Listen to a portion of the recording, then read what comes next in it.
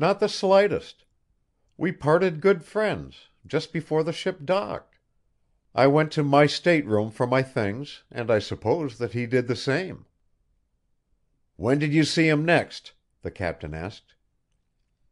"Last evening, in the lobby of a hotel on Broadway," said Prale. "What happened then?" "Ah, I see where you are trying to get the motive," Prale said.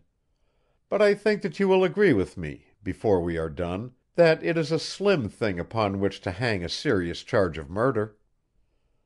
I saw Mr. Shepley sitting in the lobby and went up and spoke to him. We had been friendly on the ship, I was feeling lonesome, and was glad to find somebody with whom I could talk. Besides, he had expressed a desire to see me again." "Well, what happened?" "Something I am at a loss to understand. He berated me for daring to address him. He acted like a maniac. I rebuked him for his manner, and the hotel detective advised us to leave the place until we cooled off, or something like that."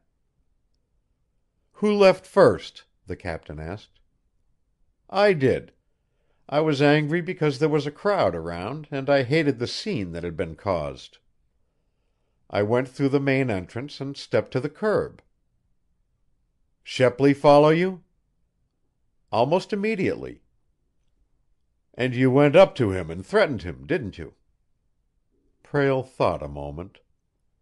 "I told him that I didn't know why he had insulted me, but I didn't want him to do it again." "What else?" the captain demanded.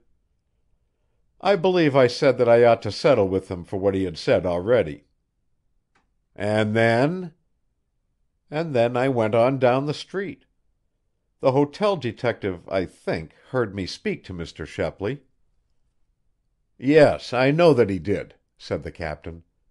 "And the hotel detective also says that you were white with anger, and that you went off down Broadway like a man with murder in his mind. Do you care to say anything more?" "Of course," said Prale. "I went down to Madison Square, and there I sat down on a bench." "Meet anybody there?" "I did. I met an old friend, Jim Farland, who used to be on your detective force, and who now runs a private agency." "I know Farland well, and I'll send for him." "I talked with Jim for some time," Prale went on. "I told him, I believe, that I seemed to have enemies working in the dark. I told him about the scene with Shepley." "Oh! What did Farland have to say?" "Nothing, except that he couldn't understand why Shepley had acted so. We talked the matter over for a while, and then we separated." "Very well. And where did you go next?" "I walked up Fifth Avenue," said Prale. "It was after 9 o'clock by that time." "Go straight to your hotel?" "I did not," Prale said. "Care to tell me where you went and what you did?" "I have no objections.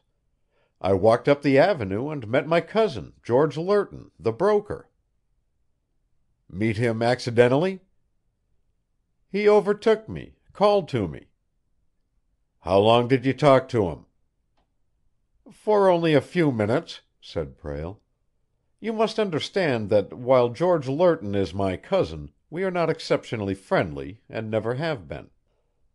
We worked for the same firm 10 years ago, and after I went to Honduras, George made some money and got into business for himself. At least he told me so last night."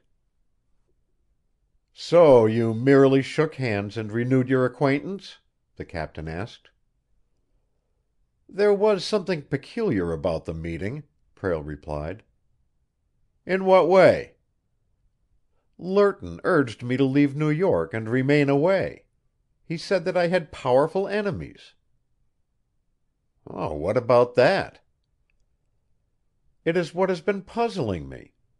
So far as I know, I haven't a powerful enemy on earth. I suppose I have a few business foes in Central America. A man can't make a million without acquiring some enemies at the same time. But I don't know of a single influential person who is my enemy." Didn't Lerton explain to you?" "He refused to do so," said Prale. "And I told him to go his way and that I'd go mine." "Doesn't that story seem a bit weak to you, Mr. Prale?" "It may, but it is a true story. Get Lerton and question him if you wish. I couldn't make him talk. Maybe you can. I'd like to know the names of these enemies of mine, if I really have them." "Anything else lead you to believe you might have enemies?" "Yes. I have received several anonymous notes, some on board ship and some since landing, that say something about retribution about to be visited upon me." "Why?" "I don't know, Captain. I never did anything in my life to merit such retribution. I am sure of that." "What time was it when you parted from Lerton?" "It must have been about 9:30 or a quarter to 10." "Go to your hotel then?" "No, I turned east and went to the river." "Wasn't that a peculiar thing to do at that hour of the night?" "It may seem so to you," said Prale, "and I scarcely can tell why I did it. I suppose it was because I wanted to think over what George Lerton had told me, and down in Honduras I always used to walk along the beach when I was thinking." "Well?" "I went out on a dock and sat down in the darkness to think." "How long did you remain there?" "For more than half an hour. And I had an experience. Another man came on the dock. He was going to jump into the river, but I convinced him that suicide was folly, and said I'd give him a job." "Did you?" "I did," said Prale. "I took him downtown and bought him some clothes, and then took him to a barber shop, and afterward to the hotel. I registered him as my valet. I call him Murk. I can prove by him that I could not have killed Rufus Shepley about 11 o'clock, because I was in Murk's company at that time." "What time did you get back to your hotel with him?" "It was a few minutes of midnight. We spent considerable time buying the clothes and visiting the barber shop." "Huh!" the captain said. "We'll have to question a few of these people. It seems peculiar to me that a millionaire would pick up a tramp and turn him into a trusted servant." "Perhaps it was peculiar.